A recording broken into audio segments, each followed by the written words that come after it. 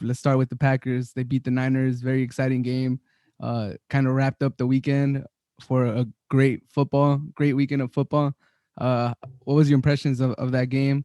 They left too much time for Aaron Rodgers, or what happened with that game? A lot, man. A lot of it was a roller coaster of emotions. Obviously, it's always nerve wracking coming out west for Green Bay. The record out west isn't good. Right. Seattle, whether it's Seattle, whether it's San Francisco. I mean, even 2 seasons ago, the Chargers, Yeah. they smacked us. Yeah, I remember that And game. then the past two games versus the Niners haven't been so good offensively for us. But I think we set the tone early. Yeah. Um, we played a solid 29 minutes of football of the Yeah. first half. Everything up until that kick return messed us up. Up into that. Gave them the momentum. That kick return to end the half, kind of that set up the Yeah. touchdown for Trey Lance. Yeah, Yeah. that was unfortunate. I mean, and it always has been a special teams. Last year we were like dead last in special teams. Yeah. So I mean, in football you got to play all three aspects: it's Every down offense, too. defense, and special teams. Like you Every have to play down. it good in order to win the game. Yeah. We took care of the ball against a solid defense, the solid front seven. We only allowed one sack. So Yeah. our O line being banged up, whatever it is, Makeshift line. Yep. I'm telling you, man, that our O line coach needs to be in Hall of Fame, man. I don't know where he finds these guys. Guys just step up, man. It's Yeah, that ridiculous. scheme is good, and Aaron Rodgers is good at getting rid of the ball quick. I know he likes to improvise, but he's also like really good at just getting out of there. But I was actually surprised that the game ended so close because I think the game was 10-7, and you guys were already in the red zone, and you guys had a chance to go up 17-0, I believe. They went for it on fourth down, and the Niners got a crucial stop.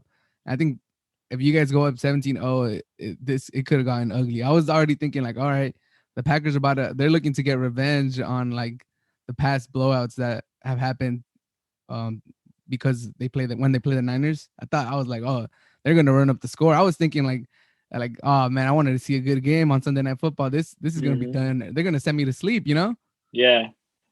Well, yeah. I mean, like you said, I would have hoped they would have like just kicked the field goal and taken the points. Like regardless, although the defense was playing really good and Jimmy Garoppolo wasn't really showing any like signs of making a comeback or anything like that. Yeah, But I mean, I guess I like the aggressive call. The only thing I didn't like was the forcing. I feel like Adams, I mean Rogers forced it to Adams a lot. yeah. He Which kind I of mean, makes at the end of the turnovers. day, yeah, at the end of the day, it works. But he has other guys, Yeah.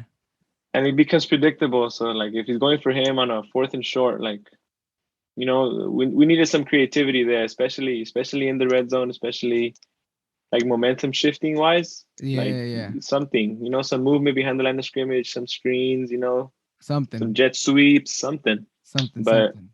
it went basic, back shoulder to Adams, and it wasn't And there. those are tough. I mean, Rogers and Adams are one of the best to do it, but it doesn't change that it's a hard pass to. Yep. Were you surprised at how the Niners didn't really like try to run the ball as much? I thought they were gonna. I picked up Sermon in one of my fantasy football leagues, and I started him. I mean, he got decent points, 10 plus Yeah. points, but I was expecting them to just give him like 25 touches or something.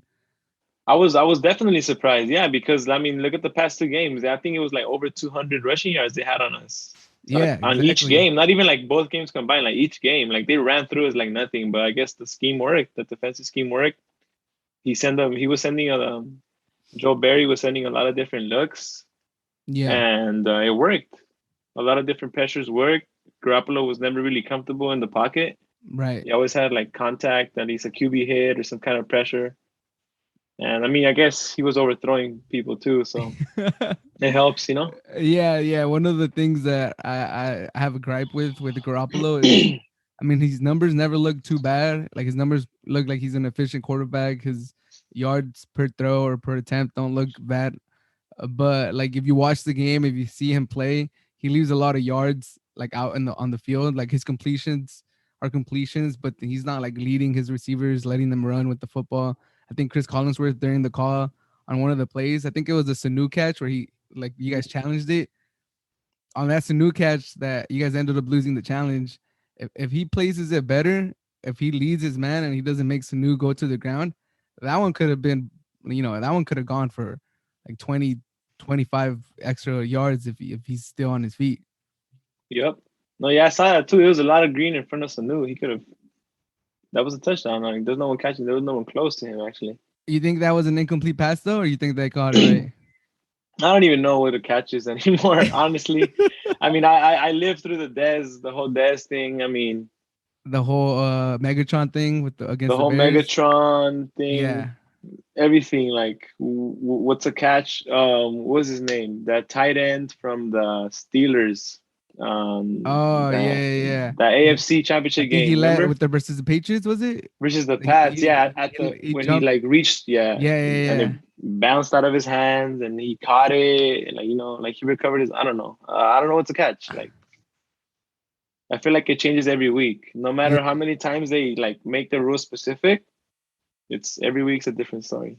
And LaFleur, he had the fresh cut. He saw him with the fresh cut. He was looking. I was like, okay, but he was mad at the end of the half because he was trying to get an intentional grounding. Do you think that was an intentional grounding, or how did you look at that play?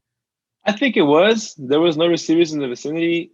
Plus, he was still between the hashes. Yeah, So, and like the refs claimed that Preston had contact on him, but like it didn't. And plus, the ball went like 3 yards, like yeah, in yeah, front. yeah. Like it was all linemen in front of it. But at the same time, the refs missing calls, getting calls, a whole different story. Like there was a lot of soft PI calls, I believe.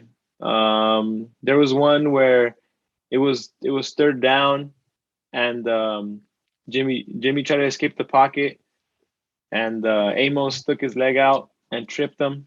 Yeah, But when they show the replay, he's getting held from his jersey too. So those could have been offsetting penalties. If they yeah, saw the yeah, trip, yeah, they could have seen the hold.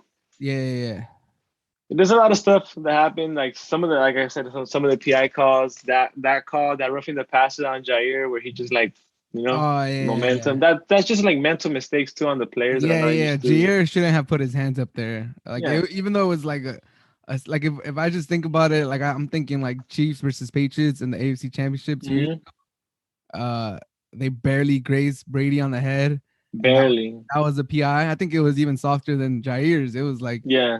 and they called this. So I was like, okay, like I wasn't too mad with that one. It was like it's just the NFL we're in right now.